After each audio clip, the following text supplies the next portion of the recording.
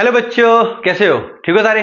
तो welcome to my channel science Guru और मैं हूं आपका अपना शिवम शर्मा। तो मैं आज लेके आया हूं वन शॉट लाइफ प्रोसेस का, वो भी डिटेल में करेंगे इस पूरे चैप्टर को। देखो, वैसे सीबीएसई में अगर हम बोर्ड एग्जाम की बात करें 2024 में, तो 25 मार्क्स की बायो आने वाली है तुम्हें, जिसमें life process, control and coordination, reproduction and heredity and evolution में से सिर्फ हेरिडिटी वाला पार्ट आएगा। उसमें से 9 नंबर का सिर्फ लाइफ प्रोसेस आने वाला है तुम्हें। और ये लाइफ प्रोसेस बहुत ज्यादा इंपॉर्टेंट है। जैसे तुम्हें पता है कि सीबीएसई ने 50% कॉम्पिटेंसी बेस्ड क्वेश्चन रखे गए हैं और ये चैप्टर उसके लिए बहुत इंपॉर्टेंट है। तो इस चैप्टर को कवर करना बहुत ज्यादा इजी है अगर सिस्टमेटिक वे से पढ़ोगे तो। तुम्हें बस क्या करना है, एक कॉपी और एक पेन लेके बैठो, साथ में जो जो नोट्स बताया जा रहा हूं वो लिखते रहो। जो चीजें बोलता जा रहा हूं अगर वो नहीं पता तो बस फटाफट उसको साइड में कहीं पे नोट डाउन कर लेना, और जो मैं नोट्स लिखवा रहा हूं वो तो कॉपी करने ही है। तो इस चैप्टर को बिल्कुल बेसिक से लेके, मतलब स्टार्टिंग से लेके एंड तक पढ़ेंगे, एक एक चीज में क्लियर करवाऊंगा, वो भी कम समय में और फुल चैप्टर। तो इस चीज की गारंटी, अगर ये वीडियो आप देखोगे एंड तक तो भाई ये चैप्टर गारंटीड कवर होने वाला है। तो ना टाइम लगाते हुए स्टार्ट करते हैं। सबसे पहले लाइफ प्रोसेस। देखो, लाइफ प्रोसेस बेसिकली वो प्रोसेसेस होते हैं जो हमें जिंदा रखते हैं। मतलब अगर मैं बोलूं reproduction is a life process, not, reproduction is not life process. क्यों?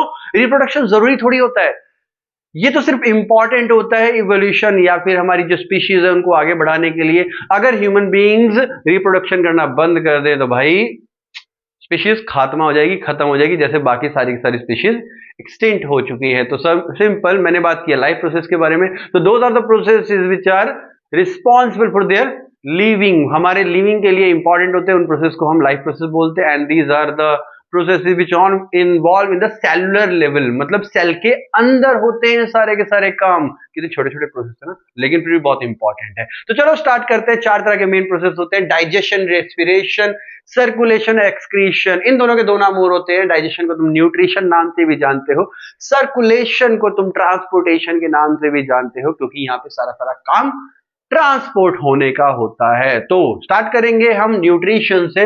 न्यूट्रिशन बेसिकली 2 तरह से डिवाइड किया है हमने, एक प्लांट्स में और एक एनिमल्स में। जो प्लांट्स करते हैं फोटोसिंथेसिस करेंगे और सिंपल इनऑर्गेनिक मटेरियल को ऑर्गेनिक में कन्वर्ट करेंगे। मतलब वो क्या करते हैं, कार्बन डाइऑक्साइड उठाया, पानी उठाया, और क्लोरोफिल तो उनके पास है ही, सनलाइट उठाया और इनसे एक कार्बोहाइड्रेट बना दिया, मतलब ग्लूकोज बना दिया, मतलब ऑर्गेनिक बना दिया। समझे क्या किया?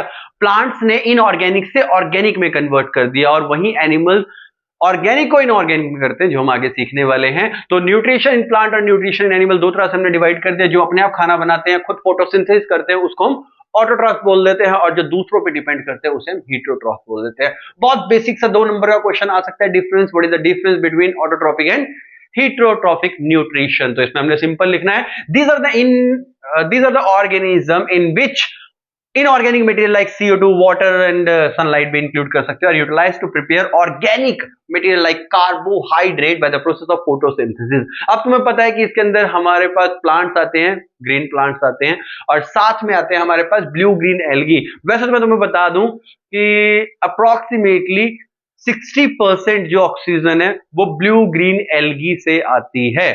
चलो, ये नहीं पता था, मैंने बता दिया, जनरल नॉलेज के लिए। कोई पूछा नहीं जाता, सीबीएसई में कोई नहीं पूछेगा तुमसे ये कि ये क्या था, नहीं, बट फिर भी याद रखना कि ब्लू ग्रीन एल्गी बहुत सारी ऑक्सीजन देती है हमें जिंदा रखने में।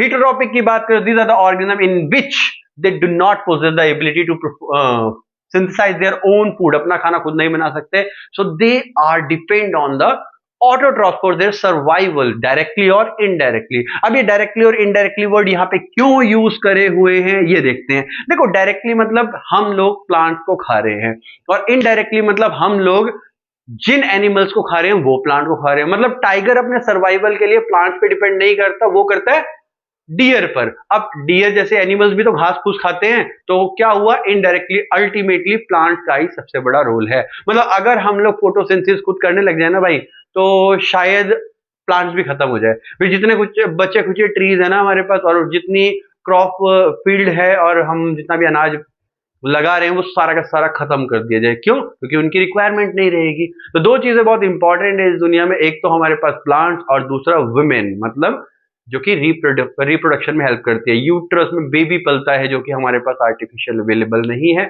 ऐसी ग्रीन प्लांट्स हमारे पास अवेलेबल नहीं है जो खाना बना सके, और इसीलिए ये बचे हुए। नहीं तो अभी तक दुनिया जितनी सेल्फिश होती जा रही है, क्रुएलिटी की तरफ जा रही है, वो इन्हें भी खत्म कर देता है। एनीवेज आगे बढ़ते हैं।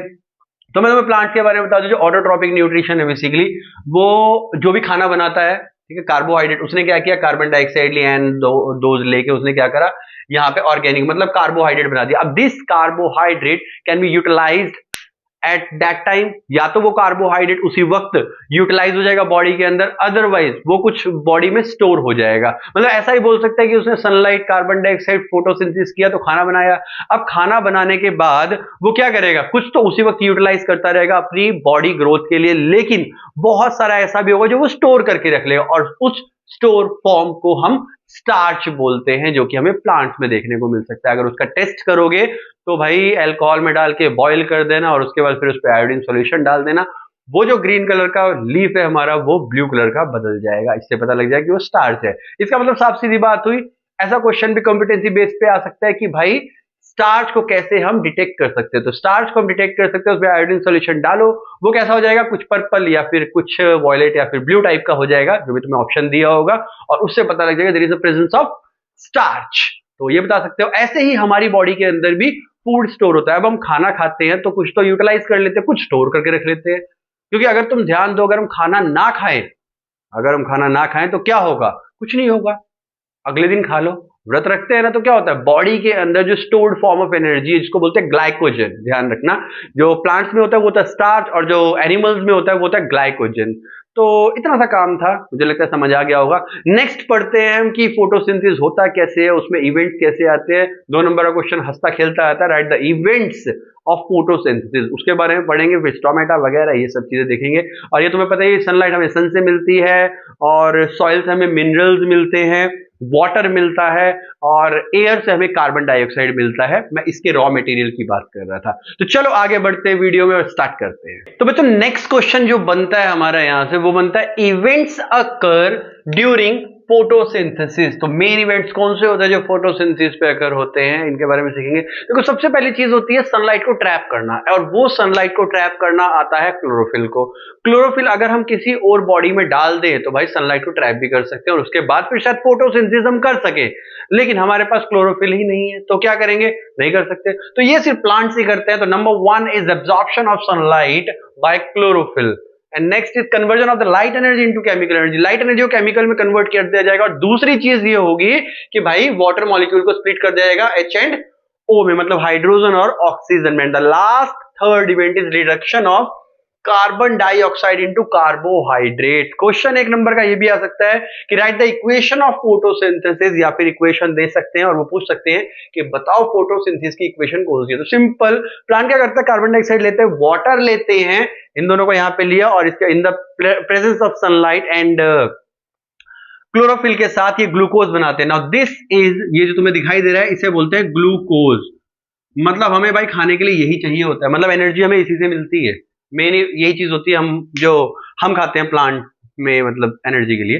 तो नेक्स्ट हमारे पास वाटर मिलता है। Water, this is the water basically जो बॉडी के अंदर रिटेन रहता है प्लांट की, और दूसरा वाटर वेपर्स में भी कन्वर्ट होता है। और लास्ट आ गया ऑक्सीजन, जो कि इनका वेस्ट प्रोडक्ट होता है। अब देखो इन्हीं का वेस्ट हम यूज करते हैं, अगर ध्यान से देखो तो, मतलब प्लांट का वेस्ट हम यूज करते हैं, हमारा वेस्ट प्लांट यूज करते हैं। वाह, मतलब इसे कहते हैं डिपेंडेंसी, सोच रहे हो, इसे कहते हैं रिलेशनशिप। हमने कार्बन डाइऑक्साइड छोड़ दी, उन्होंने ले ली, उन्होंने ऑक्सीजन छोड़ दी, हमने ली। मतलब कितनी डिपेंडेंस, कितना मजा, एकदम इंडिपेंडेंट है, वैसे डिपेंड भी है। चलो एनीवेज, तीसरी चीज जो बनती है यहाँ पे वो बनती है भाई स्टोमेटा के बारे में। स्टोमेटा क्या होते हैं, तो सबसे पहले जान लो स्टोमेटा होते क्या है। जो लीफ होता है ना, पत्ता, पत्ते के नीचे साइड पे एपिडर्मिस लेयर होती है, और उस एपिडर्मिस लेयर में छोटे छोटे छोटे छोटे पोर्स होते हैं, और उन पोर्स को हम स्टोमेटा बोलते हैं। ना ये जो स्टोमेटा दिखाई दे रहा है तुम्हें पूरा का पूरा, इसके अंदर ये वाले गार्ड सेल्स है। यहाँ जो ग्रीन कलर के डॉट्स दिखाई देंगे तुम्हें, यहाँ तो ब्लैक है, बट हाँ अगर ग्रीन कलर के डॉट्स जो होते हैं बेसिकली वो क्लोरोप्लास्ट होता है। मैं बता देता हूं बेटा, जो क्लोरोप्लास्ट होता है उसी के अंदर क्लोरोफिल होता है। इनकेस कोई क्वेश्चन आता है तो याद रखना, भूलना नहीं है बिल्कुल भी। And these are the guard cells which regulate the water in the stomatal pore to open और क्लोज। तो क्या होता है, ये जो ओपनिंग है, ये जो दिखाई दे रहा है तुम्हें, ये ओपन हो जाएगा तो इसके अंदर क्या, कार्बन डाइऑक्साइड चली जाएगी, ऑक्सीजन बाहर आ जाएगी। और अगर ये बंद हो जाएगा तो ये काम होंगे ही नहीं, और इसी से वाटर भी लॉस होता है। और इसलिए दो फंक्शन यहां पे मैं लेके आया हूं स्टोमेटा के। सबसे पहले एक्सचेंज ऑफ गैसेज, जो कि O2 और CO2 ऑब्वियसली करेगा। अब जब वो O2 को छोड़ेगा, कार्बन डाइऑक्साइड लेगा, तो उस टाइम वाटर भी निकल जाएगा इन the form of water vapour. तो इसीलिए ये जो स्टोमेटल पोर है, स्टोमेटा का जो छेद है, वो ओपन करके नहीं रख सकते। क्यों? सारा का सारा पानी निकल जाएगा, और एक बार प्लांट का पानी निकला तो भाई फिर इसके बाद तो वो समझो झड़ना स्टार्ट हो जाएगा। एनीवेज, दूसरा होता है loses large amount of water. अब इसमें एक नंबर का क्वेश्चन बनता है कि डिफाइन ट्रांसपीरेशन। तो ट्रांसपीरेशन क्या होता है? Basically the large amount of water loses in the form of water vapor by the stomatal pore or by the stomata is called transpiration. तो यहां से बता सकते हो। एक और क्वेश्चन बन सकता है यहां पे कि साइट ऑफ फोटोसिंथेसिस क्या होता है, तो तुम वही बताओगे भाई यहां पे chloroplast. Chloroplast are the site of photosynthesis. सोच रहे हो इतना बड़ा गार्ड सेल यहां पे छोटा सा, इसके अंदर फोटोसिंथेसिस हो रही है, मतलब यार क्या चल रहा है, हम तो देख भी नहीं पा रहे। तो मतलब ये वो चीजें हैं जो हम सिर्फ पढ़ते हैं, कभी शायद देख भी नहीं पाएंगे, क्योंकि हम कभी स्टोमेटा में घुस ही नहीं सकते और ना क्लोरोप्लास्ट में घुस सकते हैं, बस जानते हैं और वही पढ़ रहे हैं। तो एनीवेज, ये था हमारे पास सारा का सारा। अब आगे बढ़ते हैं और देखते हैं हीटोट्रॉपिक न्यूट्रिशन के बारे में। नेक्स्ट पढ़ने वाले हैं हम हीटोट्रॉपिक न्यूट्रिशन के बारे में। हीटोट्रॉपिक न्यूट्रिशन तीन तरह के डिवाइड कर रखे हैं हमने, ऑन द बेसिस ऑफ कैसे वो खाने को बॉडी के अंदर लेके जाते हैं और ब्रेक डाउन करते हैं। सबसे पहले हम लोग आते हैं वो विच आर होलोजोइक। तो क्या करते हैं, खाना खाते हैं, पेट में डालते हैं, फिर डाइजेशन करते हैं। So in these animals take the whole food या फिर solid food and break down inside the body, body के अंदर ब्रेक डाउन करते हैं। अब चाहे इसके अंदर हम एनिमल्स आ गए या फिर अमीबा आ गया, सिंपल सा ऑर्गेनिज्म, ये सारे ही ऐसे काम करते हैं। नेक्स्ट आ गया हमारे पास saprophytic. Now what is this saprophytic? Saprophytic वो होते हैं जो गले सड़े, मतलब जो सारे के सारे एकदम मर चुके हैं ना, डिके हो चुके हैं, डेड एनिमल्स है, डेड प्लांट है, उन पे कब्जा करेंगे। So these are the organism which feed on the dead decaying matter, चाहे वो प्लांट्स हो चाहे एनिमल्स हो, कुछ भी हो सकते हैं। तो इसमें आ गया fungi, mushroom is also fungi, ध्यान रखना बेटा। आगे बढ़ते हैं। Next is parasite. पैरासाइट क्या होता है? देखो पैरासाइट होता है जो बॉडी के ऊपर या बॉडी के अंदर रह के धीरे धीरे धीरे धीरे धीरे धीरे उसमें से न्यूट्रिशन लेता रहता है। अब हमारे पेट में कीड़े होते हैं, ठीक है, जैसे स्कूल से हमें दवाइयां मिलती हैं कि ये दवाइयां खाओ पेट के कीड़े निकल जाएंगे, अब मिलने लगी है, पहले ऐसा कुछ नहीं होता था। एनीवेज बता दूं मैं, तो पेट के अंदर कीड़े होते हैं, सर में जुएं होती है जिसकी वजह से खारिश होती रहती है हमें, तो ये सारे के सारे पैरासाइट में आते हैं। तो भाई they lives inside the outside the other organism, और उस ऑर्गेनिज्म को बोलते हैं होस्ट। तो अगर मैं जुएं लेके घूम रहा हूं तो इसका मतलब मैं क्या हूं? होस्ट हूं, गोस्ट नहीं, host. And derive nutrition from it, और उसी में से न्यूट्रिशन लेती रहती हैं। ऐसे करते हैं बेटा, जैसे जोंक है, ठीक है, जोंक होती है ना, जोंक, लीच, तो लीचीज, लाइस, स्टिक्स, ये सारे के सारे जितने भी होते हैं बॉडी के ऊपर रहते हैं और धीरे धीरे खून को चूसते रहते हैं। तो ये सारे सारे हमारे पास एनिमल पैरासाइट आ गया, और यहाँ पे हमारे पास प्लांट पैरासाइट आ गया विच इज कसकटा बेल, और इसको हम अमर बेल के नाम से भी जानते हैं। वो देखा होगा तुमने कि पेड़ के ऊपर येलो कलर के हेयर्स होते हैं, बहुत सारे पतले पतले से मतलब हेयर्स होते हैं, पतली पतली से बेल लटकी होती है, और उसको बोलते हैं अमर बेल के नाम से भी जाना जाता है। नेक्स्ट जो हमारे पास है वो है स्टेप्स ऑफ हीटोट्रॉपिक न्यूट्रिशन। एक बार आ गया था 2 नंबर में, इसलिए मैंने सोचा बता दूं तुम्हें कि कैसे काम करता है। हाँ, इनमें से आ सकता है, अगेन बताऊंगा कि डायरेक्ट नहीं पूछेंगे इस क्वेश्चन को, इनडायरेक्ट करके पूछेंगे। ऑर्गेनिज्म बोल देंगे, एमसीक्यू बोल देंगे कि भाई बताओ होलोजोइक न्यूट्रिशन किसमें होता है, ऑर्गेनिज्म का नाम लिख देंगे, या फिर ये दे सकते हैं ऑर्गेनिज्म का नाम दे देंगे और बोलेंगे बताओ इसमें होलोजोइक होगी, पैरासिटिक होगी या सेप्रोफिटिक होगी, या इसके अलावा कोई और भी ऐड कर सकते हैं। अगेन बता रहा हूं बेटा, कॉपी पेन लेके बैठना, नहीं तो मेरी कोई गारंटी नहीं है। कॉपी पेन लेके बैठो, तैयारी करो अच्छी, और सबके 95 मार्क्स 100 मार्क्स मेरी तरफ से। वो कहते हैं ना कि एक टाइम पे हमारे जुबान पे सरस्वती बैठी होती है, तो हो सकता है कि ये वही वक्त हो जब मेरी जुबान पे सरस्वती बैठी, और मैं तुम्हें बोल रहा हूं कि जो जो मेरी वीडियोस देख रहा है सबके 95, चलो 100%। आगे बढ़ते हैं। नेक्स्ट आ गया हमारे पास स्टेप्स ऑफ हीटोट्रॉपिक न्यूट्रिशन। इसके अंदर आ गया इंजेशन, डाइजेशन, एब्जॉर्प्शन, असिमिलेशन, और लास्ट में आ गया इजेशन। तो सबसे पहली चीज बेटा इंजेशन क्या है? खाने को खा लिया, मतलब बॉडी के अंदर डाल दिया। नेक्स्ट है डाइजेशन। डाइजेशन में क्या होता है? कॉम्प्लेक्स मटेरियल, मैंने बताया था ना कि प्लांट्स क्या करेंगे, सिंपल इनऑर्गेनिक मटेरियल को लेके ऑर्गेनिक में कन्वर्ट करेंगे, बट यहां पे क्या होगा, मतलब कॉम्प्लेक्स में कन्वर्ट करेंगे। वो क्या करेंगे, कॉम्प्लेक्स में कन्वर्ट करेंगे, हम लोग उसे खा लेंगे, हम लोग फिर कॉम्प्लेक्स से सिंपल में करेंगे, फिर प्लांट सिंपल लेंगे, कॉम्प्लेक्स में करेंगे, फिर हम कॉम्प्लेक्स खाएंगे, सिंपल में करेंगे, और ये चलता रहेगा चलता रहेगा चलता रहेगा। मतलब हमारा प्लांट्स का बहुत जन्मों जन्मों का साथ है, और ये साथ कभी नहीं हटेगा। जब हटेगा तो दोनों के दोनों घटेंगे। नेक्स्ट एब्जॉर्प्शन, मतलब ये है कि भाई डाइजेस्टिव फूड जितना भी होता है उसकी मूवमेंट करनी, तेरे को चाहिए तेरे को चाहिए तेरे को चाहिए, उसको किसी टिश्यू को दे दिया, किसी सेल को दे दिया, मतलब मूवमेंट, बेसिकली जो मूवमेंट होती है उस मूवमेंट की बात कर रहे हैं, मूवमेंट की बात कर रहे हैं। नेक्स्ट इज असिमिलेशन, उसका यूटिलाइज करना।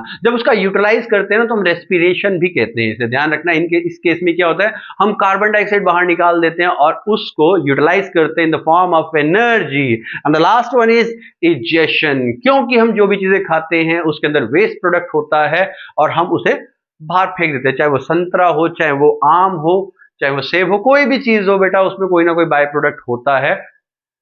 तो वो जो बाय प्रोडक्ट होता है, वेस्ट प्रोडक्ट होता है, जो हमारे किसी काम का नहीं होता, उसको हम रिमूव करते हैं। ऐसी बॉडी में जब हम खाना खाते हैं तो वेस्ट प्रोडक्ट जनरेट करती है बॉडी, जो कि बॉडी से रिमूव करना जरूरी होता है। क्यों, हमारे किसी काम का नहीं है, ये एक वजह है, लेकिन दूसरी वजह भी है, क्योंकि वो टॉक्सिक होता है और बॉडी में बहुत सारी बीमारियां ला सकता है। तो भाई ये था हमारे पास छोटा सा कंसेप्ट हीटरोट्रॉपिक का। लेकिन अब जो हम पढ़ने वाले हैं वो सबसे ज्यादा इंटरेस्टिंग और सबसे ज्यादा इंपॉर्टेंट है, which is nutrition in human being.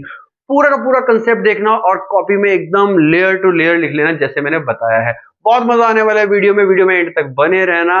मैं गारंटी देता हूं सारी सारी चीजें सिखा के जाऊंगा और नंबर तो भाई 95 आएंगे। तो अब बात करेंगे हम न्यूट्रिशन इन ह्यूमन बीइंग। देखो जो ह्यूमन बीइंग वाला पार्ट है ना, वो बहुत इंटरेस्टिंग है और बहुत इंपॉर्टेंट भी है, तो इसको ध्यान से समझना। ये खिचड़ी जो बना रखी है ना मैंने, ये सिर्फ तुम्हारे लिए बना रखी है, ठीक है। और अगर समझोगे ना तो एक एक चीज क्लियर करवा दूंगा, बस समझने के ऊपर है। क्योंकि अगर मैं लिख के बनाता ना वीडियो तो इतने की वीडियो आधे घंटे बन जाती, तो भाई मैंने लिख के रखा है, बस समझो इसको क्या करना है। देखो सबसे पहले बात करेंगे हम खाने की। खाना हमारे माउथ से होके जाता है, तो यहाँ पे माउथ आ गया, इसने क्या किया, इनटेक ऑफ फूड किया। दूसरा आ गया टीथ, वो क्या करेंगे, चबा डालेंगे। चबा डालेंगे तो च्यूइंग ग्राइंडिंग, जो तुम लिखना चाहो वो लिख सकते हो। टंग, जीभ की बात करेंगे। जीभ का काम सिर्फ बोलना नहीं होता है कि बस बोल के और लोगों को मतलब बताना, बात करना नहीं होता, उसके अलावा भी बहुत सारी चीजें होती है। जैसे सबसे पहले रोलिंग, फूड को रोल करना, मिक्स करना, मिक्सिंग लिख सकते हो इसके अंदर, टेस्टिंग लिख सकते हो, बिना इसके तो टेस्ट भी नहीं होगा।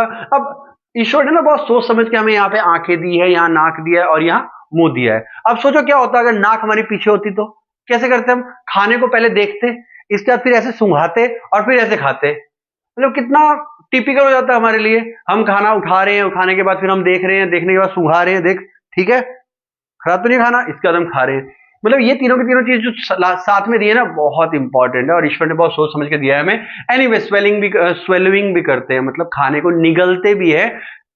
मतलब ये भी कह सकते हैं कि they push down the food towards food pipe और इसोफेगस।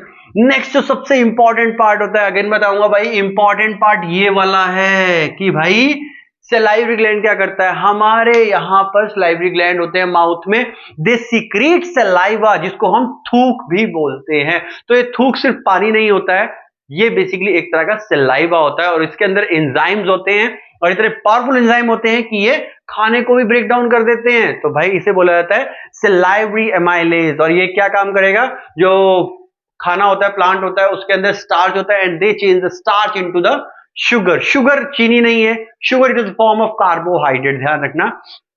आगे बढ़ते हैं बेटा इसोफेगस की तरफ। इसोफेगस जिसको हम फूड पाइप भी बोलते हैं, ये क्या करेगा, taking food from the mouth to stomach, stomach तक लेके जाएगा by peristaltic movement. Again this is the important part. What is this peristaltic movement? तो क्या होता है, अगर तुम यहां पर अपने रख के देखो हाथ, तुम्हें ऐसी ऐसी ऐसी ऐसी ऐसी ऐसी ऐसी ऐसी मूवमेंट दिखाई देगी ना। This rhythmic contraction and relaxation या रिलैक्सेशन, इस रिदमिक कॉन्ट्रैक्शन रिलैक्सेशन को हम बोलते हैं पेरिस्टैटिक मूवमेंट। अगर एक नंबर का क्वेश्चन आता है तो उसमें बता सकते हो। नेक्स्ट बढ़ते हैं हम स्टमक की तरफ। स्टमक क्या होता है, again this is a important part, भूलेंगे नहीं। इसके बाद वाला सारा इंपॉर्टेंट, मतलब न्यूट्रिशन इन ह्यूमन बीइंग में अपने न्यूट्रिशन इन ह्यूमन बीइंग अपने आप में एक बहुत इंपॉर्टेंट टॉपिक है। तो स्टमक के अंदर क्या होता है बेसिकली, स्टमक के अंदर हमारे पेट में गैस्ट्रिक ग्लैंड होते हैं। गैस्ट्रिक जितनी बीमारी होती है ना पेट से जुड़ी, सब में गैस्ट्रो गैस्ट्रो आता है। तो गैस्ट्रिक ग्लैंड होते हैं, ये गैस्ट्रिक ग्लैंड एक जूस सिक्रीट करते हैं जिसका नाम होता है गैस्ट्रिक जूस। अगेन इसके अंदर भी पावरफुल एंजाइम्स होते हैं। तो गैस्ट्रिक जूस के अंदर मेनली 3 कंपोनेंट होता है, एक होता है HCl, एक होता है पेप्सिन और तीसरा होता है म्यूकस। HCl क्या करता है, सबसे पहली चीज, it makes the medium acidic. अब क्या होने वाला है, जो खाना है ना वो एसिडिक मीडियम में जाएगा, क्यों, क्योंकि उसी में डाइजेस्ट होगा।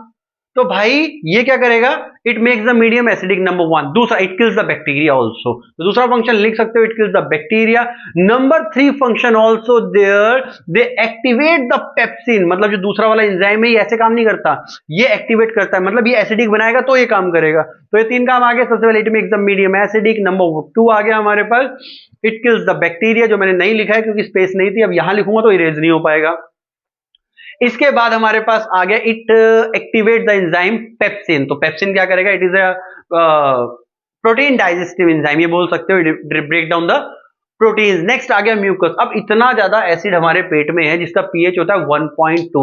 अब इतना ज्यादा हाई एसिड हमारे पेट में होगा तो पेट को जला देगा, लेकिन नहीं जलाएगा, क्यों, क्योंकि mucus is there. So mucus क्या होता है बेसिकली, एक चिपचिपा सा लिक्विड होता है जो हमारे स्टमक के अंदर लाइनिंग में लगा होता है, जो कि प्रोटेक्ट करता है from the highly corrosive HCl present in the stomach. कई बार एसिडिटी होती है और एसिडिटी होने की वजह से हमें ऐसे एकदम यहां से एसिड आता है बिल्कुल यहां तक, तो उसको शांत करने के लिए हम क्या करते हैं, या तो बेकिंग सोडा ले लेते हैं, नहीं लेते हो, इनो लेते हो ना, हाँ चलो इनो।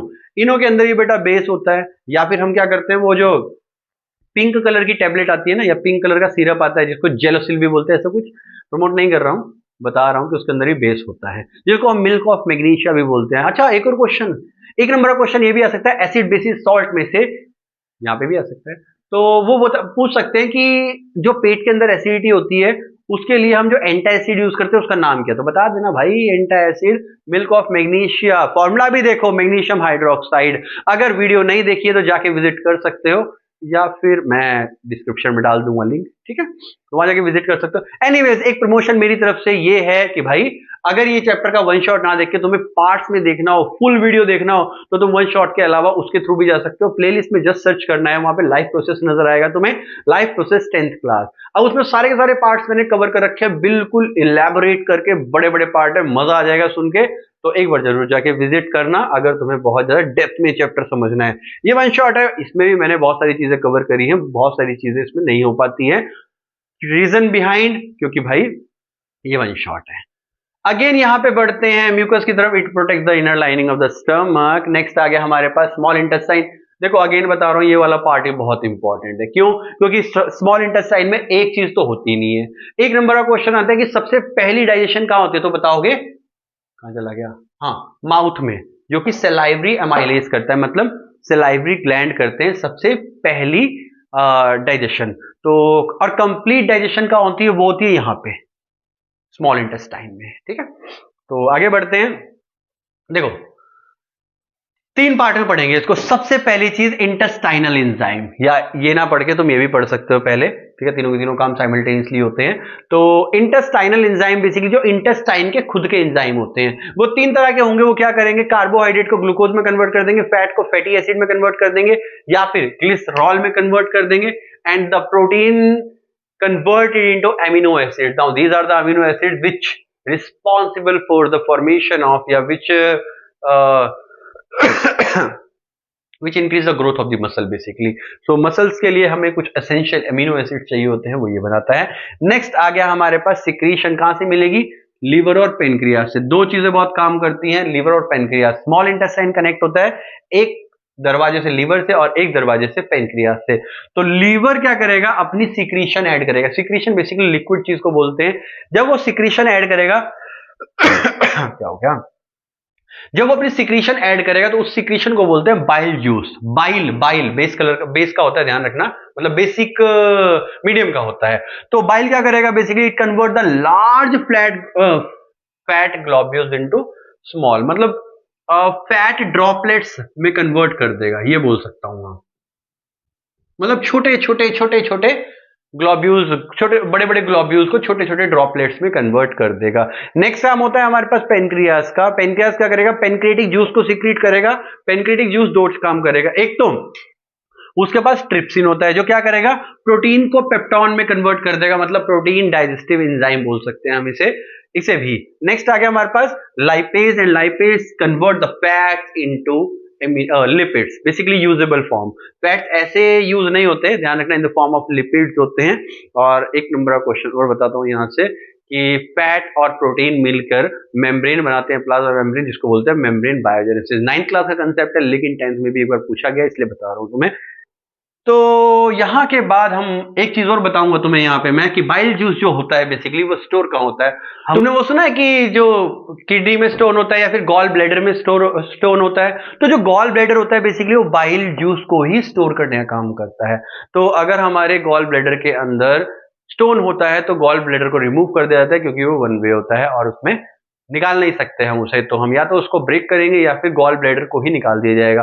अब क्वेश्चन आता है कि अगर गॉल ब्लैडर को निकाल दिया जाए तो क्या होगा? गॉल ब्लैडर को निकाल दोगे तो क्या होगा भाई? बाइल जूस उसके अंदर स्टोर नहीं हो पाएगा, जिसकी वजह से खाने का जो खाना डाइजेस्ट करने में, मतलब स्मॉल इंटेस्टाइन में ऑब्वियस प्रॉपर बाइल जूस नहीं मिलेगा, जिसकी वजह से हम जो लार्ज फैट की चीजें होती है उनको कंज्यूम नहीं कर पाएंगे। मतलब बहुत ज्यादा जो फैटी फैटी चीजें होती है, ठीक है, मैदा टाइप की, वो हम कंज्यूम नहीं कर पाएंगे, उसको डाइजेशन करने में दिक्कत होगी। तो और एक और मैं फंक्शन बताता हूँ इसका, अगर बाइल जूस का दो फंक्शन आता है तो ये लिख सकते हो। सबसे पहले तो ये होता है कि it convert the large fat globules into the smaller one, and the next is it makes the medium alkaline. तो क्या करेगा? यहाँ तक जितनी भी चीजें चलती है वो एसिडिक मीडियम में चलती है, लेकिन इसके बाद जो होता है वो सारा सारा बेसिक मीडियम में होता है, मतलब एल्कलाइन मीडियम में होता है। तो बाइल जूस एल्कलाइन होता है, जिसकी वजह से वो चेंज कर देगा। And the last is villi. Now what is this villi? Villi basically blood vessels की बात कर रहे हैं। तो जैसे हमारी स्मॉल इंटेस्टाइन में ना ऐसे विलाई होती हैं, ऐसे फिंगर लाइक प्रोजेक्शंस होती हैं, जो क्या करेंगी? वहां से फूड को लेके जाएंगी, मतलब जो अमीनो एसिड्स हमने बनाया है, लिपिड्स बनाए हैं, इन सबको लेके जाएगी, और ले जाने के बाद और ग्लूकोज लेके जाएगी, उन सबको हर एक सेल तक बांट देगी। तो villi are basically finger like projection which increase the surface area. अब इतनी सारी विलाई क्यों होती है? एक विलाई क्यों नहीं होती? विलाई बेसिकली ब्लड वेसल्स होती है, ध्यान रखना। तो ये वेसल्स इतनी सारी क्यों होती है? प्लूरल फॉर्म होती है वेसल की, विलाई, ऐसा समझ सकते हो। तो इतनी सारी क्यों होती है? To increase the surface area for absorption. तो क्वेश्चन आता है कि एब्जॉर्प्शन कहाँ होती है, तो बता सकते हो विलाई मतलब स्मॉल इंटेस्टाइन में। So this helps in the absorption of digested food into the whole body through the blood. So this is the whole nutrition in human being, and the last part is basically the large intestine। मतलब इसके बाद क्या होगा? इसके बाद क्या होगा भाई? सारा सारा खाना जाएगा लार्ज इंटेस्टाइन में। लार्ज इंटेस्टाइन में जाने के बाद एब्जॉर्प्शन ऑफ वाटर वहां पे होगी, मतलब जो वेस्ट प्रोडक्ट बनना है बेसिकली उसमें से पानी को एब्जॉर्ब किया जाएगा ना, उसमें से वाटर एब्जॉर्ब करा जाएगा। ध्यान रखना, अगर क्वेश्चन आता है एक नंबर का कि लार्ज इंटेस्टाइन में क्या होता है या फिर वाटर एब्जॉर्प्शन कहाँ पे होती है, तो बताओगे लार्ज इंटेस्टाइन में। और लार्ज इंटेस्टाइन से पानी एब्जॉर्ब करने के बाद जो वेस्ट प्रोडक्ट है वो वाया एनएस बाहर निकल जाएगा। एक और क्वेश्चन आता है, मैं तुम्हें बताऊं, एक नंबर का, मैंने 2-3 दिन पहले ही पढ़ा है। हमारी बॉडी में 10th के सिलेबस में 3 स्फिंक्टर मसल बताए गए हैं। एक तो बेटा स्टमक और स्मॉल इंटेस्टाइन में, जो स्टमक है यहाँ पर और जो यहाँ पे स्मॉल इंटेस्टाइन है, इनके बीच में स्फिंक्टर मसल होता है। स्फिंक्टर मसल क्या करता है? थोड़ी थोड़ी अमाउंट में चीजों को बाहर डालता रहता है, थोड़ी थोड़ी अमाउंट में, स्फिंक्टर मसल। और दूसरा जो स्फिंक्टर मसल होता है वो हमारा होता है एनएस में, ठीक है, which regulate the waste product through the body. और तीसरा जो होता है वो होता है हमारी आईज में, जो आइरीज होता है हमारा, ये भी एक तरह का स्फिंक्टर मसल ही होता है, ध्यान रखना। तो अगर क्वेश्चन आता है तो उसको अटेम्प्ट जरूर करना और मुझे जरूर याद करना। नेक्स्ट हम पढ़ते हैं, इसके बाद न्यूट्रिशन हमारा हो गया है ऑलमोस्ट। अब हम चलते हैं रेस्पिरेशन की तरफ और फिर हम आगे बढ़ेंगे ट्रांसपोर्टेशन की तरफ। Respiration basically, respiration is a process basically जिसमें क्या करेंगे? हम ऑक्सीजन को लेंगे और कार्बन डाइऑक्साइड को छोड़ेंगे। अब इसके बीच में जो भी प्रोसेस होंगे बॉडी के अंदर वो सारे के सारे इंक्लूड होंगे रेस्पिरेशन के अंदर। मतलब दो चीजें होती है, एक होती है ब्रीदिंग, एक होती है रेस्पिरेशन। ब्रीदिंग में कुछ नहीं होता भाई, ऑक्सीजन लेनी, कार्बन डाइऑक्साइड छोड़नी, बस ये साइकिल है, इनहेल एक्सहेल, इस साइकिल को हम ब्रीदिंग बोलते हैं। But respiration is the process जिसमें हम ऑक्सीजन लेंगे एंड जितने प्रोसेसेस होंगे बॉडी के अंदर, and in last carbon dioxide is release. ये पूरा पूरा प्रोसेस जो है वो रेस्पिरेशन कहलाता है। जो सबसे इंपॉर्टेंट पार्ट है इसका वो है ब्रेक डाउन ऑफ ग्लूकोज। इसको तो बेटा रट्टा मार लेना दिमाग में एकदम, मतलब छाप लेना कि ये ऐसे ही आएगा और ऐसे ही करना पड़ेगा। समझ लो इसको कि इसमें से क्वेश्चन कैसे बन सकते हैं, इसको कैसे तुमने याद करना है, और ये है क्या बेसिकली। तो होता क्या है बेसिकली, जो हमने प्लांट खाए उससे हमें ग्लूकोज मिला। ग्लूकोज का फॉर्मूला होता है C6H12O6। अब यहां पे देखोगे तो 6 कार्बन होते हैं तुम्हारे पास। अब जब इसको ब्रेक डाउन करने की बारी आई तो साइटोप्लाज्म ने क्या किया, 3 कार्बन को तो ब्रेक कर दिया, और 3 कार्बन को ब्रेक करने के बाद तुम्हें पिरुवेट बना के दे दिया। अब जो ये पिरुवेट होता है इसको हम पिरुविक एसिड भी बोलते हैं। इसके अंदर 3 कार्बन निकलेंगे, साथ में एनर्जी निकलेगी। एक चीज ध्यान रखना कि यहाँ पे जो 3 कार्बन एनर्जी निकलेगी, बाकी 3 कार्बन एनर्जी में ऑलरेडी बदल चुके हैं। ये वाली जो एनर्जी है ये 3 कार्बन से आई है और 3 कार्बन यहाँ पे बच गए हैं। अब ये जो 3 कार्बन बच गए हैं ये अलग अलग ऑर्गेनिज्म में अलग अलग तरीके से ब्रेक डाउन होंगे। अगर ये प्रेजेंस ऑफ ऑक्सीजन में होंगे तो भाई माइटोकॉन्ड्रिया, मतलब हमारे अंदर होंगे, हमारे अंदर ऑक्सीजन की प्रेजेंस में होंगे, माइटोकॉन्ड्रिया में होंगे। इसके अंदर कार्बन डाइऑक्साइड मिलेगी, वाटर मिलेगी, और साथ में हमें मिलेगी एनर्जी। और दूसरा केस जो आता है वो होता है एब्सेंस का। एब्सेंस मतलब ऑक्सीजन नहीं है, और ये होता है ईस्ट के अंदर फर्मेंटेशन होती है जिसके अंदर अल्कोहल बनाया जाता है। तो ईस्ट क्या करेगा बेसिकली, इथेनॉल बनाएगा और साथ में कार्बन डाइऑक्साइड बनाएगा और साथ में एनर्जी बनाएगा। 2 कार्बन मॉलिक्यूल यहां पर निकलेंगे और तभी एनर्जी कम भी निकलती है। अगर तीनों के तीनों कार्बन ब्रेक डाउन होंगे तो एनर्जी ज्यादा निकलेगी, जैसे यहां पे है। अब यहां पे तीनों के तीनों होते नहीं है, यहां एक होता है, यहां तो होते ही नहीं है, तो इस कंडीशन में एनर्जी कम होती है। Next is muscle cell. Muscle cell में क्या होगा, लैक ऑफ ऑक्सीजन, मतलब ऑक्सीजन की कमी होगी, और इस कमी के कारण लैक्टिक एसिड बॉडी में फॉर्म करेगा, साथ में एनर्जी तो बनेगी बनेगी, ऑब्वियस है। 3 कार्बन भी निकलेंगे। अब ध्यान रखना, एक क्वेश्चन आता है कि हमारी बॉडी में क्रैम्प्स कैसे पड़ते हैं। जैसे कई बार क्या होता है, हम जिम जाते हैं, एक्सट्रीम वर्कआउट करते हैं या फिर बहुत ज्यादा रनिंग करते हैं, तो कहीं हमारी बैक पे, यहां पर लोअर बैक पे, या कई बार यहां पर तुमने व्हाइट व्हाइट से कुछ लाइंस देखी होंगी, यहां लाइंस देखी होंगी, या फिर कई बार पेट पे भी लाइंस होंगी या थाइस पे लाइंस होंगी। तो वो बेसिकली लाइंस कैसे आती है, जब हम किसी मसल को ब्रेक करते हैं लेकिन उसके अंदर प्रॉपर सब्स्टिट्यूएंट नहीं डालते, कोई भी प्रॉपर सब्स्टिट्यूट नहीं डाल पाते हैं, जिसकी वजह से ऑब्वियस ऑक्सीजन नहीं मिलती, एनर्जी प्रॉपर नहीं बनती बॉडी के अंदर, लैक्टिक एसिड फॉर्म होगा, और लैक्टिक एसिड व्हाइट कलर के स्पॉट्स दे देता है, जिसकी वजह से वो जो लाइनिंग है तुम्हें वो ऐसा लगता है फटा हुआ है, और उसके अंदर लैक्टिक एसिड फील होता है, जिसकी वजह से वो व्हाइट होते हैं। तो बॉडी के अंदर क्रैम्प्स किसकी वजह से पड़ते हैं, due to lactic acid formation. वो कब होता है, लैक ऑफ ऑक्सीजन, और वो कब होता है, एनारोबिक रेस्पिरेशन। अब इस कंडीशन में एक डिफरेंस भी क्रिएट होता है, ध्यान रखना, 2-3 नंबर का आराम से डिफरेंस मिलेगा तुम्हें कि right the difference between aerobic and anaerobic respiration. 2 number का अगर मिल गया, 3 पॉइंट लिख देना, खत्म। ध्यान रखना, 2 नंबर का होगा 3 पॉइंट लिख देना, 3 नंबर का होगा 4 पॉइंट लिख देना, अपनी मर्जी से लिखते रहना। अब एक चीज तो सबसे पहली बात आ गई भाई एरोबिक में कि एब्सेंस ऑफ ऑक्सीजन, मैंने उल्टा लिख दिया, ये एरोबिक है, ये है एनारोबिक। हाँ अब ठीक है। सो एरोबिक होता है बेसिकली प्रेजेंस ऑफ ऑक्सीजन। सबसे पहली चीज बता दोगे कि aerobic respiration presence of oxygen में होता है। दूसरा बता दोगे इट कहां चला गया, हाँ, ये प्रोसेस जो होता है बेसिकली वो it occur in the mitochondria, जिसके अंदर कार्बन डाइऑक्साइड ये सब चीजें मिलती है।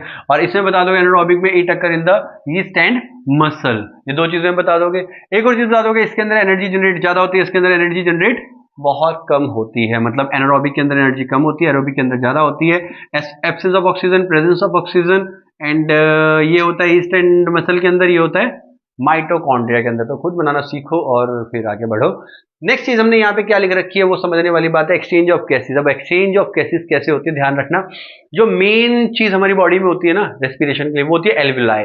Now what is this alveoli, यहां से हमारी जो विंड पाइप होती है वो डिवाइड होती है ब्रोंकियोल्स में। सबसे पहले ब्रोंकाई आ गए, फिर ब्रोंकियोल्स आ गए, ब्रोंकियोल्स के बाद एल्विलाई आ गए। Now what is this alveoli, alveoli basically एक बैलून लाइक स्ट्रक्चर मान लो, जिसके अंदर ऑक्सीजन आके भर जाती है, और उस बैलून के ऊपर ब्लड वेसल्स है बहुत सारी। मतलब कुछ ऐसा मान लो कि एक बैलून लाइक स्ट्रक्चर है और इसके ऊपर बहुत सारी ब्लड वेसल्स हैं। तो क्या होगा, और ये कनेक्ट है, जब यहां से O2 आएगी तो ये फूल जाएगा, जिसमें से ये जो ब्लड वेसल्स है क्या करेंगे, ऑक्सीजन को लेंगी और कार्बन डाइऑक्साइड इसी के अंदर छोड़ के चली जाएंगी। बस फिर ऑक्सीजन ले ली, यहां से कार्बन डाइऑक्साइड को बाहर कर दिया जाएगा। ठीक है, तो ऐसे काम करता है बेसिकली ये। तो मैंने यहाँ पे क्या काम यहाँ लिखा हुआ है वो समझने से पहले तो मैं एल्विलाई को समझना पड़ेगा। सो एल्विलाई क्या होता है, these are the balloon like structure. ध्यान रखना, जो विलाय होती है those are finger like projections, and ये जो होती है ये बेलून लाइक स्ट्रक्चर्स होते हैं। तो बेलून लाइक स्ट्रक्चर्स जिसके ऊपर ब्लड वेसल्स होती हैं, जहां पर एक्सचेंज ऑफ गैसेज होती हैं बेसिकली, ये बता सकते हो। अगर क्वेश्चन आता है site of exchange of gases कहाँ होती है तो बता सकते हो प्लांट के अंदर स्टोमेटा होती है, और यहां पर तुम्हारे पास एल्विलाई होती है। नाउ एक चीज और ध्यान रखेंगे यहाँ पे alveoli, it increase the surface area. Why? क्योंकि ये रूट्स की तरह बनी होती है, एक नहीं होती, बहुत सारी होती है, मल्टीपल। क्यों? जैसे मल्टीपल फिंगर लाइक प्रोजेक्शन होती है ना villi, to increase the surface area for absorption, वैसे ही to increase the surface area for exchange of gases. तो एक्सचेंज ऑफ गैसेज जो होंगी वो एल्विलाई पे होंगी, ध्यान रखना। अब कैसे काम करेगा, अगर मैं बात करूं O2 की, O2 ब्लड के अंदर मिलेगा, बाइंड करेगा haemoglobin. Now what is this is the respiratory pigment बोलते हैं इसको। एक नंबर का क्वेश्चन अगर तुम्हें देखने को मिलेगा तो रेस्पिरेटरी पिगमेंट देखने को मिलेगा। रेस्पिरेटरी पिगमेंट क्या होता है बेसिकली? जो कि ऑक्सीजन को ज्यादा लेके जाएगा। हीमोग्लोबिन जितना कम होगा बॉडी के अंदर, ऑक्सीजन को पकड़ने की उतनी ज्यादा कम क्षमता होगी, जिसकी वजह से हमें हीमोग्लोबिन को ठीक रखना पड़ता है। और ऑब्वियसली अगर हीमोग्लोबिन कम होगा तो भाई एनर्जी तो कम बनेगी बनेगी। क्यों? क्योंकि ऑक्सीजन कम जा रही है बॉडी के अंदर, बॉडी के अंदर ऑक्सीजन कम जाएगी, ग्लूकोज कम ब्रेक होगा, एनर्जी कम बनेगी। सिंपल सा प्रोसेस है, बॉडी की सिंपल फिजियोलॉजी है समझने के लिए। मतलब अगर 10th क्लास की बायो ठीक से पढ़ोगे ना तो आधे डॉक्टर तो तुम खुद बन जाओगे, क्योंकि बॉडी के बारे में इतना जान ही जाओगे। नेक्स्ट आ गया हमारे पास, वो जाएगी O2 release in the tissue. इसके बाद टिश्यू में डाल दी जाएगी ब्लड के थ्रू। मतलब लंग, यहां से ऑक्सीजन गई लंग्स में, एल्विलाई, एल्विलाई क्या करेगा? ब्लड वेसल में डाल देगा उसे। ब्लड वेसल में हीमोग्लोबिन होता है, वो ऑक्सीजन को पकड़ लेगा और फिर जाके ब्लड टिश्यू के अंदर डाल देगा। लेकिन कार्बन डाइऑक्साइड की बात करें तो वो कैसे काम करेगा? कार्बन डाइऑक्साइड सेल से, मतलब जो टिश्यू है बेसिकली सेल है, वो कार्बन डाइऑक्साइड को ब्लड में डाल देगा, और ब्लड क्या करेगा? उसको डिसॉल्व कर लेगा। ध्यान रखना, carbon dioxide is more soluble than oxygen in water, obvious है। तो सॉल्युबिलिटी बता सकते हो कार्बन डाइऑक्साइड की ज्यादा होती है। इसके बाद जो ब्लड वेसल है, इसके बाद वो एल्विलाई, मतलब हमारे लंग्स में जो एल्विलाई है उनमें रिलीज कर देंगे, and the last is sent out through the nostril, मतलब हमारी जो नाक के छेद है यहाँ से बाहर निकल जाएगी। मैंने वहां पे नोज लिखा है, बट तुम नोस्ट्रिल वर्ड भी यूज कर सकते हो। तो this is what happen in the respiration. और नेक्स्ट जो हम पढ़ेंगे वो पढ़ेंगे हम ट्रांसपोर्टेशन। सो नेक्स्ट है हमारे पास ट्रांसपोर्टेशन में सबसे जो इंपॉर्टेंट आता है वो होता है वर्किंग ऑफ हार्ट। ये समझना बहुत जरूरी है। जो वर्किंग ऑफ हार्ट होते हैं बेसिकली, उसके अंदर मैंने ब्लॉक डायग्राम में समझाया हुआ है, क्योंकि ये समझना बहुत आसान होता है। उस डायग्राम में फिर भी थोड़ी सी कॉम्प्लिकेशन होती है, बट यहाँ पे बहुत सिस्टमेटिक बनाया हुआ है मैंने बेसिकली क्या किया है, ये एक हार्ट बनाया हुआ है। हार्ट के अंदर 4 चेंबर होते हैं, 1 2 3 4। ये 4 चेंबर मैंने बना रखे हैं, 2 को कनेक्ट इधर किया, 2 को कनेक्ट इधर किया है। ये वाली लेफ्ट साइड है, ये वाली राइट साइड है, और इसके साथ में ये वाले लंग्स बना रखे हैं। यहाँ पे मैंने बॉडी दिखा रखी है। अब कैसे काम करेगा? लंग्स से जो ऑक्सीजनेटेड ब्लड आएगा, ऑक्सीजनेटेड मतलब O2 वाला ब्लड बेसिकली, वो आएगा पल्मनरी वेन के थ्रू, और वो पल्मनरी वेन के थ्रू वो सीधा लेफ्ट आर्टरियम में आके गिरेगा। लेफ्ट आर्टरियम में गिरने के बाद वो जब ब्लड को लेगा तो वो रिलैक्स हो जाएगा। इसके बाद वो कॉन्ट्रैक्ट करेगा अपने आप को, क्योंकि मसल है ना, muscle relax contract relax contract relax contract relax contract यही करता है बस। तो वो रिलैक्स हो जाएगा ब्लड को लेने के बाद, इसका कॉन्ट्रैक्ट करेगा। अब कॉन्ट्रैक्ट करेगा, पीछे जाने का कोई रास्ता नहीं है, आगे जाने का रास्ता है। तो ब्लड कहां जाएगा? सीधा लेफ्ट वेंट्रिकल में। अब यहां पर ध्यान रखना है, बाय स्पीड वॉल दे रखे हैं। अगर तुम्हें थोड़ी सी कंफ्यूजन हो तो बता दूं, बाइक स्पीड वॉल्व क्या करेंगे? ब्लड को बैक फ्लो होने से रोकेंगे। मतलब ब्लड एक बार लेफ्ट आर्टरियम से लेफ्ट वेंट्रिकल में आ गया, इसके बाद जब ये रिलैक्स हो जाएगा, जब ये कॉन्ट्रैक्ट करेगा तो ब्लड बैक फ्लो नहीं जाएगा, वो ये रोक देगा। इसके बाद ब्लड हार्ट से बाहर निकलेगा, और बाहर निकलने के बाद वो मेन आर्टरी के थ्रू जाएगा। आर्टरी वो वाली ब्लड वेसल्स हैं जो कि ऑक्सीजनेटेड ब्लड को कैरी करती हैं। अब ये कहां लेके जाएंगे? सीधा बॉडी के अंदर। बॉडी के अंदर जाके ये हर एक जगह डिवाइड हो जाएंगी, हर एक टिश्यू, हर एक सेल तक ब्लड को लेके जाएंगी। वहां पे ग्लूकोज वगैरह सब कुछ जो देना होगा वो देंगी। इसके बाद फिर वहां से वेस्ट प्रोडक्ट वगैरह या कार्बन डाइऑक्साइड लेके आएगी, और इसके बाद सीधा यहाँ आ गई। अब यहाँ पे जैसे मेन आर्टरी थी, वैसे यहाँ पे मेन वेन है। वेन जो है वो डीऑक्सीनेटेड ब्लड कैरी करती है। मतलब अगर मैं बोलूं यहाँ पर ग्रीन कलर की वेन है, तो वो वेन बेसिकली डीऑक्सीनेटेड ब्लड को कैरी करती है, और इसलिए वो ग्रीन होती है। जो आर्टरी होती है वो थोड़ी मोटी होती है, और वो थोड़ी सी डीप सीटेड होती है, मतलब ऐसे दिखाई नहीं देती ऊपर से। और क्योंकि उनके अंदर प्रेशर बहुत होता है ना, सोचो यहाँ से एकदम ब्लड, जो मसल्स है उन्होंने प्रेशर में ब्लड को भेजा है, पॉसिबल नहीं है उसके लिए। अगर उसमें कभी छेद वगैरह हो गया तो जितने भी इंजेक्शन वगैरह लगते हैं वो वेन्स में लगते हैं, कभी भी आर्टरी में नहीं लगते, ध्यान रखना। नेक्स्ट इसके बाद आगे बढ़ते हैं, ब्लड जाएगा सीधा राइट आर्टरियम में, राइट आर्टरियम से फिर जाएगा राइट वेंट्रिकल में, एंड देन वेंट्रिकल के थ्रू वो कहाँ जाएगा, सीधा लंग्स में, और ये जाएगा पल्मोनरी आर्टरी के थ्रू। ध्यान रखना, आर्टरी वैसे ऑक्सीजनेटेड ब्लड को कैरी करेंगे, लेकिन pulmonary artery is the only artery which carry deoxygenated blood. Again vein क्या करेगी, डीऑक्सीजनेटेड ब्लड को कैरी करेगी, बट यहां पर जो पल्मोनरी वेन है, this is the only vein which carry oxygenated blood from the lungs to heart. तो basically हो क्या रहा है, ब्लड एक बार यहां से यहां आ रहा है और फिर यहां से दोबारा जा रहा है, मतलब ब्लड एक साइकिल में ब्लड हार्ट के अंदर 2 बार एंटर करता है, and this process is called double circulation. So when the blood goes twice during each cycle through the heart is called double circulation. और ये डबल सर्कुलेशन क्यों होता है, सबसे पहली चीज to avoid the mixing of oxygenated and deoxygenated blood, या लिख सकते हो to regulate the separation of oxygenated and deoxygenated blood, ऐसा कुछ बता सकते हो। दूसरा, टू मतलब दूसरी एडवांटेज क्या होती है इसकी, to fulfil the high energy requirement of the animals. तो एनिमल्स की हाई एनर्जी रिक्वायरमेंट है, because we are the mammals and we are animals basically. So हमें बॉडी का टेम्परेचर रेगुलेट करने के लिए बहुत सारी एनर्जी चाहिए होती है। तो इतनी एनर्जी रेगुलेट करने के लिए चलना भी, हमने इतनी सारी एनर्जी कहाँ से मिलेगी हमें, वो तभी मिलेगी जब इन दोनों साइड को अलग अलग रखा जाएगा।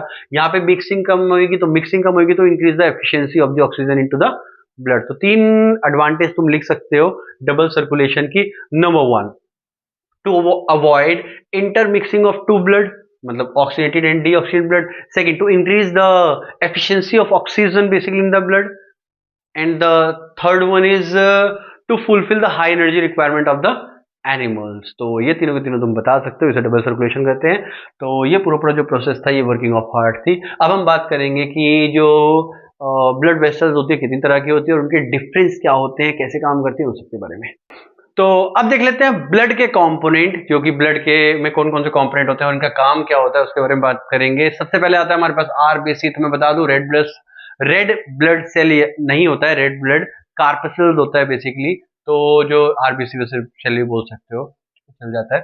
सो जो आरबीसी है बेसिकली ये रेड कलर का क्यों होता है, बिकॉज इसके अंदर हीमोग्लोबिन होता है। तो बेसिकली एक्सचेंज ऑफ गैसेज, मतलब O2 और CO2 कैरी करने में काम आता है, और इसके अंदर हीमोग्लोबिन होता है। हीमोग्लोबिन ही रेड कलर देता है ब्लड को। और नेक्स्ट आ गया हमारे पास ब्लड प्लेटलेट। प्लेटलेट क्या करती है, अगर मान लेते हैं कि हमारी कोई ब्लड वेसल मतलब रप्चर हो जाती है, हमारे चोट लग जाती है, तुमने देखा होगा उसमें से ब्लीडिंग होती है, और उसके बाद थोड़े टाइम बाद वो ब्लीडिंग खत्म हो जाती है। तो ब्लीडिंग खत्म कैसे होती है, उसके ऊपर एक पपड़ी सी जम जाती है, कुछ डार्क रेड या फिर ब्राउन या ब्लैक कलर की। तो जो पपड़ी होती है बेसिकली वो क्लॉटिंग होती है, ब्लड क्लॉट्स होते हैं, वो प्लेटलेट्स होते हैं बेसिकली। तो प्लेटलेट्स क्या करते हैं, ब्लड को क्लॉट कर देते हैं एट द रप्चर पार्ट। तो नेक्स्ट आता है हमारे पास WBC, and they provide the defence bye engulfing the germs and producing antibodies. मतलब ये हमारे अंग रक्षक होते हैं, हमारे ब्लड को बैक्टीरिया, फॉरेन मटेरियल से यही बचाते हैं, और साथ में एंटीबॉडीज बनाते हैं ताकि हमें कोई बीमारी ना लगे। Next is plasma. This is the definitely liquid part है, मतलब फ्लूइड पार्ट है। तो सबसे ज्यादा यही होता है बेसिकली ब्लड के अंदर। तो येलो कलर का होता है, 90% वाटर होता है, 10% कुछ मिनरल्स होते हैं या फिर organic substance like plasma, protein, मतलब ये सारी चीजें होती हैं।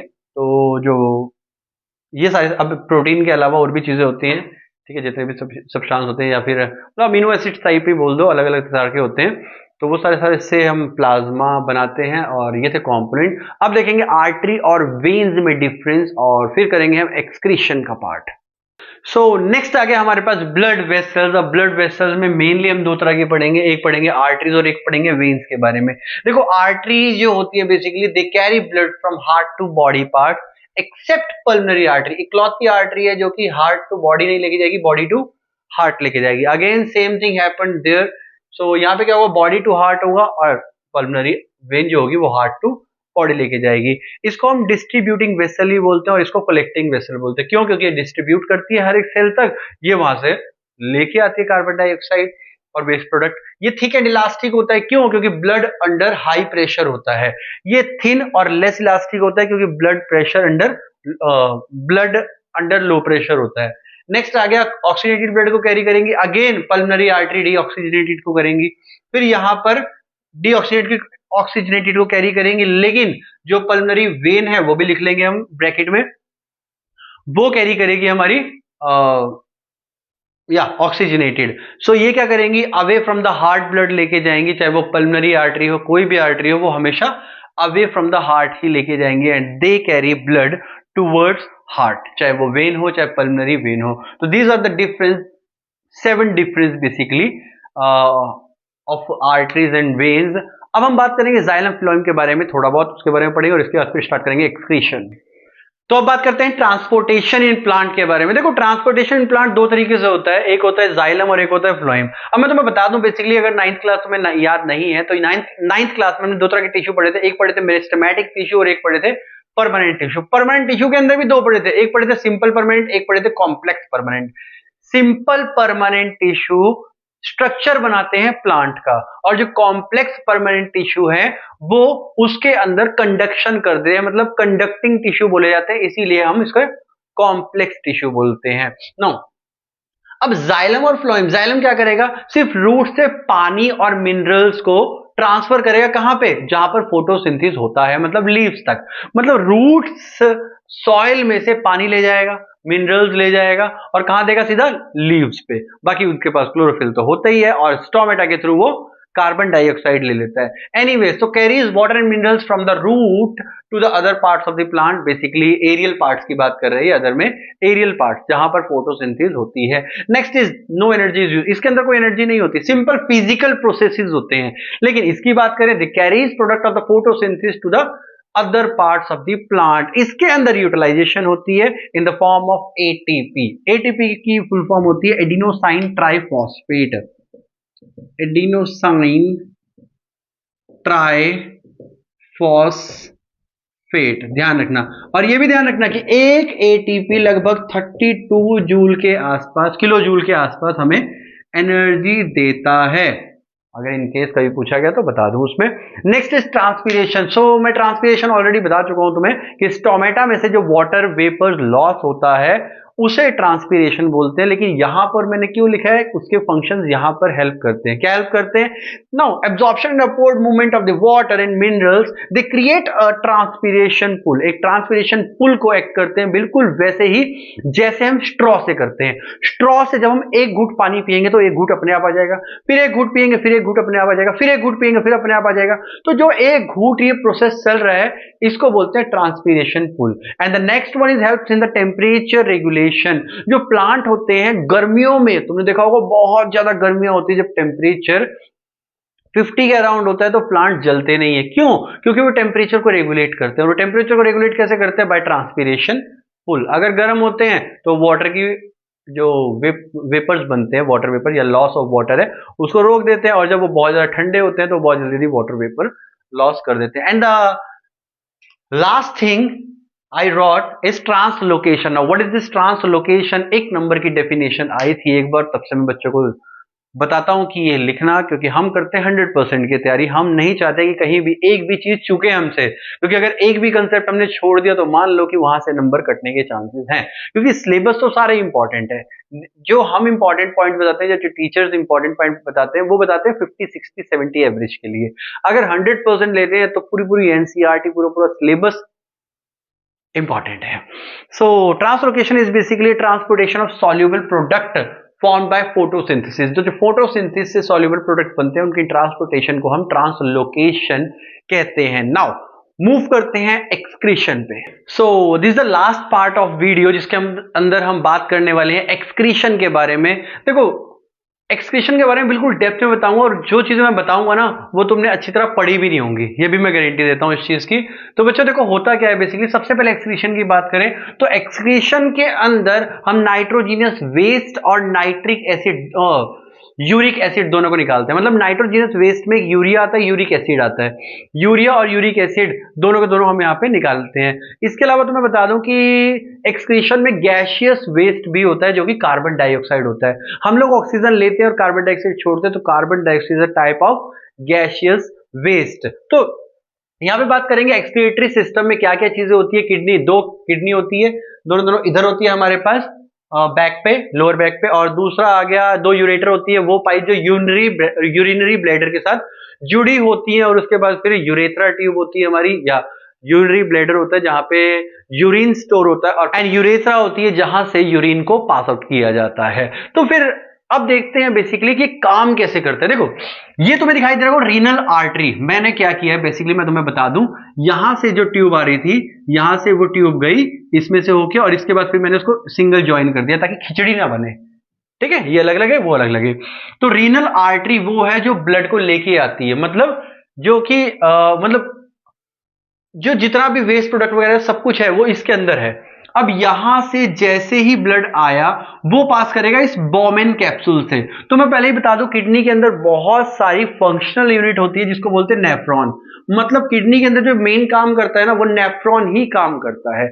जैसे ब्रेन के अंदर न्यूरॉन्स होते हैं और टिश्यू के अंदर सेल्स होते हैं, वैसे ही किडनी के अंदर नेफ्रॉन्स होते हैं। नेफ्रॉन में बेसिकली क्या होता है, एक होता है बोमेन कैप्सूल, ये जो तुम्हें कटोरा सा दिखाई दे रहा है, और इस कटोरे के अंदर बहुत सारे होल्स होते हैं जिनको बोलते हैं ग्लोमेरुलस। ये बोमेन कैप्सूल के अंदर ग्लोमेरुलस। तो अगर बताया जाए कि नेफ्रॉन क्या होता है, nephron is consisting of basically Bowman capsule consist of glomerulus, और बता दोगे and tube, long tube which finally terminate into the collecting duct. ये बता सकते हो, ऐसा कुछ डिफाइन कर सकते हो ना। काम कैसे करता है, देखो यहां से ब्लड आया, ब्लड आने के बाद जिसके अंदर नाइट्रोजीनियस वेस्ट सब कुछ है वो यहां से आएगा, इसके बाद बोमेन कैप्सूल में आएगा, फिर ग्लोमेरुलस, छोटे छोटे छेद मान लो, बहुत छोटे छोटे छेद, तो यहां से पास आउट करेगा। पास आउट होने के बाद ध्यान देंगे, अब यहां से ध्यान देंगे, अब यहां से ये ब्लड वेसल है, ये सारी की सारी ब्लड वेसल दिखाई दे रही है तुम्हें, और फाइनली वो रीनल वेन में जा रही है। तो ये ब्लड वेसल है। अब ये ब्लड वेसल यहां पे जाके देखो, ये ट्यूब के आसपास राउंड लगा रही है। अब क्यों लगा रही है, ध्यान दो। अब तो जैसे ही यहां पे फिल्ट्रेट किया, वो नाइट्रोजीनस वेस्ट यहां से जाएगा। देखो मैंने क्या बताया, यहां से ब्लड आया, फिल्टर किया, नाइट्रोजीनस वेस्ट यहां जाएगा छन के, और ऊपर से ब्लड इसमें जा रहा है। तो नाइट्रोजीनस वेस्ट ये जो जा रहा है, अब इसमें से जो ब्लड दिखाई दे रही है, ये इसमें से और ज्यादा रीएब्जॉर्ब करती रहती है टाइम टू टाइम। तो जो यहां से नाइट्रोजीनियस वेस्ट गया, वो यहां से होकर सीधा जाएगा कलेक्टिंग डक्ट में, और ऐसे यहां पे कोई और नेफ्रॉन होगा, यहां पे कोई और नेफ्रॉन होगा, सारे के सारे नेफ्रॉन कनेक्ट होते हैं कलेक्टिंग डक्ट में, और ये कलेक्टिंग डक्ट आगे कनेक्ट होती है यूरेटर के साथ, और फिर वो यूरिनरी ब्लैडर, और ब्लैडर के साथ फिर यूरेथ्रा। अब देखो ये ऐसा क्यों बना रखा है, इसे बोलते हैं लूप ऑफ हेनल। यहां पे क्या होती है, रीएब्जॉर्प्शन होती है। जितना भी नाइट्रोजीनियस वेस्ट यहां से बचता है, अब ये नाइट्रोजीनियस वेस्ट लगभग हमारी बॉडी के अंदर पर डे 180 लीटर जनरेट होता है, लेकिन जो यहां पे पहुंचता है बाहर वो ओनली 2 लीटर होता है, बाकी सारे सारा रीएब्जॉर्ब हो जाता है। तो अगर क्वेश्चन आता है कि रीएब्जॉर्प्शन कहां होती है, तो क्या बताओगे, सिंपल, नेफ्रॉन में, मतलब किडनी में। तो यहां से जो नाइट्रोजीनियस वेस्ट आया, ये जो ब्लड वेसल इसको सराउंड कर रही है, ये क्या करेंगे, इसमें से रीएब्जॉर्प्शन करेंगे, किसका, ग्लूकोज का, अमीनो एसिड्स का, इन सब का रीएब्जॉर्प्शन करेंगी, वाटर का, मिनरल्स का, इस सब का सब इसमें से रीएब्जॉर्ब किया जाएगा। तो इसके बाद जो बचा खुचा है वो सारा का सारा कलेक्टिंग डक्ट में डाल दिया जाएगा। अब एक क्वेश्चन आता है कि कहां चला गया, the amount of water absorption depend. Question आता है कि ये किस पे डिपेंड करेगा, द अमाउंट ऑफ एब्जॉर्प्शन, कितना ज्यादा वाटर एब्जॉर्ब होगा। तो ये दो चीजों पे डिपेंड करता है, एक बॉडी में कितना एक्सेस वाटर है, दूसरा नाइट्रोजीनियस वेस्ट कितना एक्सक्रीट करना है। कभी भी देखना, जब तुम पानी कम पीते हो तो जो पेशाब आता है, यूरिन आता है, वो डार्क येलो कलर का आता है। क्यों, क्योंकि उसके अंदर पानी कम होता है, नाइट्रोजीनियस वेस्ट ज्यादा होता है। ठीक है, ये नाइट्रोजीनियस वेस्ट ज्यादा होता है जिसकी वजह से वो येलो कलर का हो जाता है। जब हम पानी ज्यादा पीते हैं तो नाइट्रोजीनियस वेस्ट कम होता है, पानी ज्यादा होता है, जिसकी वजह से वो पेल येलो टाइप होता है। वैसे जो यूरिन का कलर है वो पेल येलो होना चाहिए। अगर व्हाइट मतलब कलरलेस हो रहा है तो इसका मतलब तुम ओवर हाइड्रेटेड हो, और अगर तुम्हारा जो यूरिन है, पेशाब है, वो येलो कलर का आ रहा है, इसका मतलब तुम डिहाइड्रेट हो। तो इसके बाद फंक्शन ऑफ नेफ्रॉन भी आता है जो कि 2 नंबर में पूछा जाता है अगेन। तो इसमें आ गया excretion of nitrogenous waste, and ये तो तुम्हें पता ही है, मैंने बता ही दिया। दूसरा आ गया to maintain the water and ions balance. एक नंबर की डेफिनेशन यहां से भी निकलती है, what is osmoregulation. So it is the maintenance, it is the balance between the water and ionic balance, या कह सकते इट इज द बैलेंस, या it is the equilibrium state of the water and ion concentration, या फिर it is the ions present in the water, ऐसी चीज है। तो इसे बोलते हैं ऑस्मो रेगुलेशन। तो आयंस को वाटर के अंदर बैलेंस करना इज बेसिकली ऑस्मो रेगुलेशन। तो आई होप ये समझ आ गया होगा। तो इसके बाद लास्ट में जो ब्लड है वो रीएब्जॉर्प्शन करके रीनल आर्टरी में चली जाती है, रीनल आर्टरी से फिर से आगे ब्लड में चली जाती है और फिर ये प्रोसेस चलता रहता है, चलता रहता है, चलता रहता है। तो यहाँ पर एक्सप्रेशन खत्म कर दी है मैंने। 3 तरह की यहाँ पे प्रोसेस पूछे जा सकते हैं कि भाई ग्लोमेरुलस में क्या होता है। यहाँ पे क्या होगा, फिल्ट्रेशन होगी, ध्यान रखना। फिल्ट्रेशन होके लूप ऑफ हैनल, या फिर यहाँ पे क्या होगा, रीएब्जॉर्प्शन होगी। कलेक्टिंग डक्ट में क्या जाएगा, वेस्ट प्रोडक्ट जाएगा। तो ऐसे काम करता है। बाकी जैसे क्वेश्चन पूछे जाएंगे वो तुम्हें वैसे ही बनाने पड़ेंगे। प्रोसेस पता होना चाहिए, काम कैसे करता है वो पता होना चाहिए। अब यहाँ पे 2 चीजें और दी है मैंने, यहाँ पे एफरेंट है और यहाँ है एफरेंट। जो इफरेंट है वो है एग्जिट। एफरेंट मतलब जो जा रहा है, ई से एग्जिट। तो यहाँ से जो ब्लड आया है वो एफरेंट आर्टरी के थ्रू जाएगा, और जो फिल्टर होके जा रहा है वो है इफरेंट, मतलब एग्जिट हो रही है उसकी। तो ऐसे याद रखोगे चीजें, ठीक है। और आई होप वीडियो में मजा आया होगा। अगर वीडियो मजा सच में आया है तो मेरी मेहनत बहुत ज्यादा लगी है इस वीडियो में। लगभग टाइम जो हो रहा है मैं तुम्हें बता दूं, वो लगभग 2:23 हो रहे हैं, और क्योंकि मैं 10 बजे से लगा हूं इस वीडियो को बनाने में, तो टाइम लग जाता है। तो भाई इस वीडियो को शेयर जरूर करना, कम से कम एक शेयर तो जरूर करना, ताकि उसकी भी हेल्प हो जो देखे, और मेरी भी हेल्प हो जिसने बनाए, दोनों की मेहनत सफल हो जाए। तो फिर मिलेंगे अगली वीडियो में, तब तक के लिए ध्यान रखिए और पढ़ते रहिए।